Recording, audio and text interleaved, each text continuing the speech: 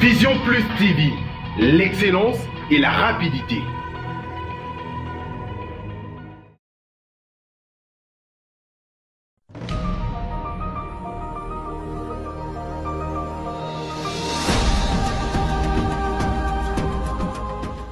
Distingués invités à vos titres et qualités respectifs, en ce 8 mars 2019, la République démocratique du Congo est fière d'associer sa voix, aujourd'hui encore, à la dynamique mondiale pour célébrer la femme et en particulier la femme congolaise. C'est donc pour moi un honneur et une immense joie que de me retrouver et célébrer avec vous ce jour particulier pour les femmes. Vous faites partie de ces femmes d'exception qui ont décidé de conjuguer l'excellence au féminin dans vos secteurs respectifs. Vous représentez les femmes congolaises dans toute leur diversité, elles qui se battent au quotidien pour donner le meilleur d'elles-mêmes et assurer ainsi la survie de nos familles dans des conditions parfois pénibles. Vous brisez chaque jour les barrières et les a priori sur le genre, contribuant ainsi à l'avènement d'une société où les femmes auront toute leur place. Pour tous les sacrifices consentis pour la promotion de la femme, je vous exprime toute mon admiration ainsi que celle de la patrie. Cette année, la Journée internationale de la femme a pour thème « Penser équitablement, bâtir intelligemment, innover pour le changement ».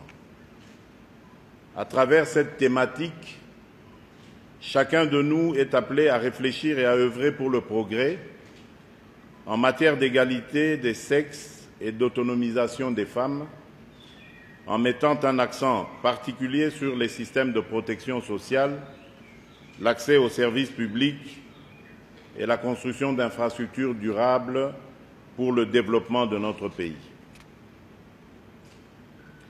Mesdames, distingués invités, après avoir partagé ces instants avec vous, j'ai davantage conscience des enjeux que soulève cette thématique, surtout pour notre nation et pour la femme congolaise.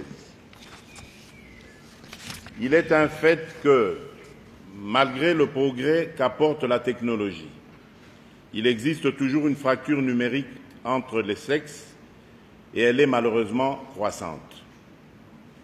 Les femmes sont encore sous-représentées dans de nombreux domaines clés, on l'a dit ici, tels que la science, la technologie, l'ingénierie, les mathématiques, etc.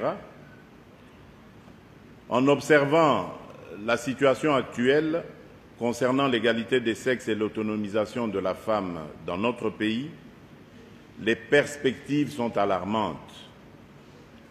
L'observation des courbes actuelles laisse entrevoir que les actions en cours ne suffiront pas pour l'instauration d'une planète 50-50 d'ici 2030. Face à ces défis, il est plus qu'urgent de redoubler d'efforts afin de rompre avec le statu quo. Et à ce sujet, je dirais que j'espère que l'échéancier que nous avons levé ici, entre nous, va nous permettre évidemment de faire ce bond en avant. Comme je m'y suis engagé lors de ma campagne présidentielle, je contribuerai efficacement à la concrétisation et à la mise en œuvre, autant que possible, de la parité homme-femme dans les institutions de notre pays. Et ici, je vais prendre le risque d'annoncer que très bientôt sera nommée une commission suite à la proposition de Maman Nzouzi sur la parité homme-femme, le suivi de la parité homme-femme.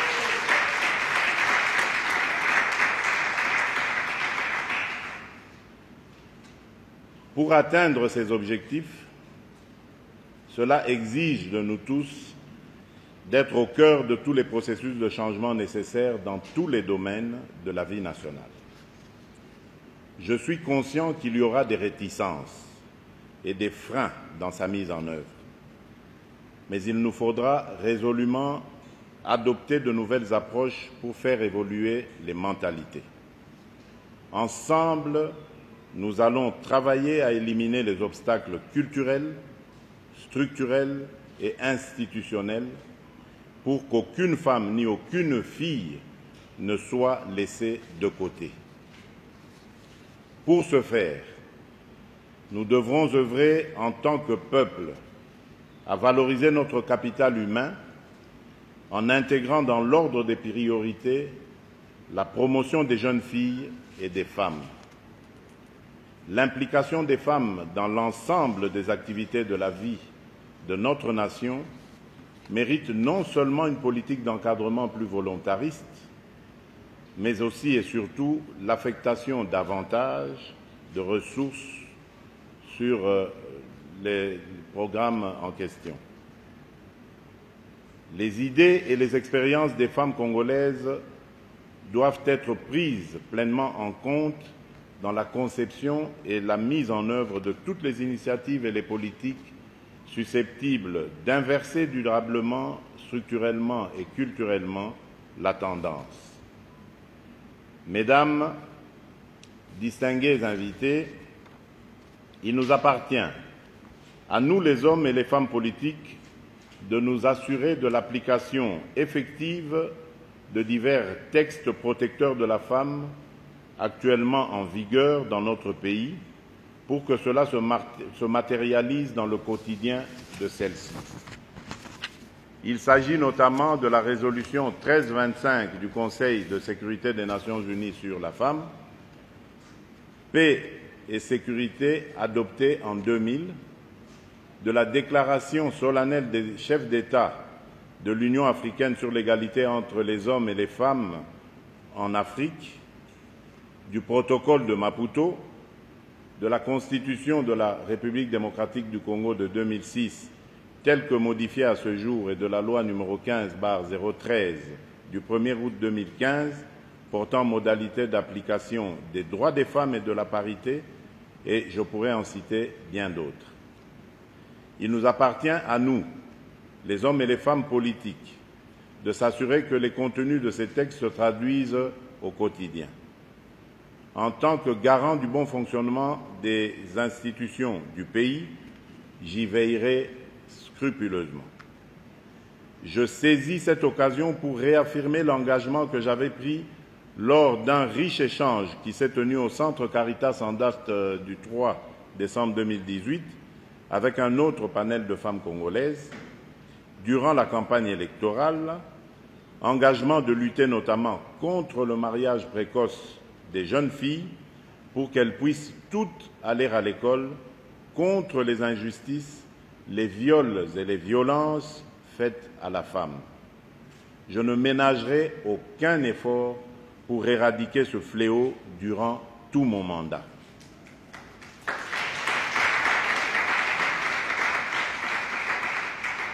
C'est aussi l'occasion pour moi de m'adresser particulièrement aux femmes de la partie Est de notre pays, qui continuent à subir au quotidien les pires atrocités et violences faites à la femme, comme les viols, coups et blessures, excès et sévices de tout genre, notamment de la part de divers groupes armés qui agissent dans cette partie du pays.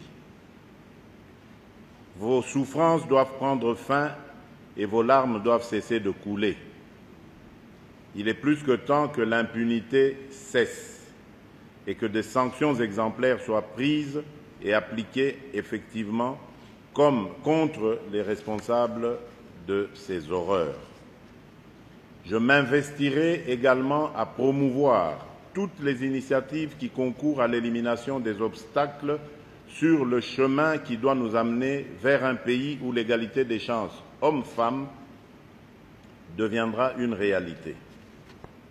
J'œuvrerai à bâtir des services et des infrastructures adaptés aux besoins des femmes et des filles à travers tout le pays. Cela se passera par la redynamisation des investissements dans des systèmes sociaux sensibles à la dimension du genre. Mesdames, distingués invités, je salue la qualité des échanges de ce jour et j'ai relevé des suggestions et recommandations idoines. Je vous invite à poursuivre cet exercice en approfondissant toutes les questions en relation avec les matières au genre dans notre pays. J'attends donc, à l'issue de vos réflexions, davantage de propositions constructives qui baliseront mon mandat dans cette matière qui me tient particulièrement à cœur. Mesdames, distingués invités, on dit que la femme est l'avenir de l'homme. Je le confirme. Et je dirais même plus que la femme congolaise est l'avenir du Congo.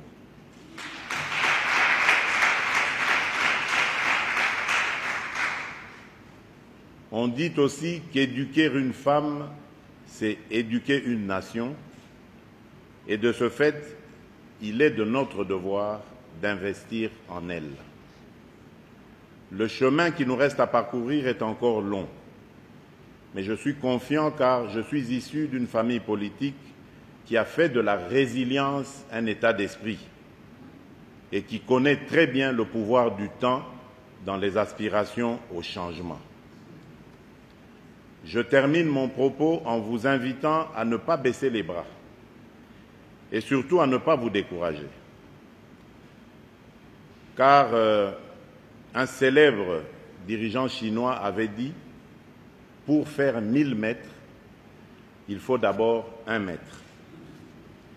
Je suis convaincu que nos réflexions de ce jour permettront, avec la politique volontariste que j'entends mener dans ce domaine, d'accomplir de véritables progrès dans ce processus de réalisation des objectifs de la parité homme-femme.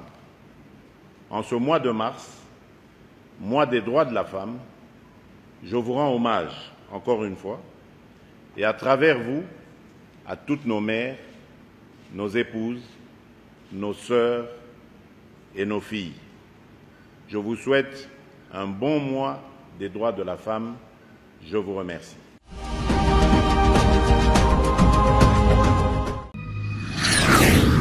Vision Plus TV, l'excellence et la rapidité.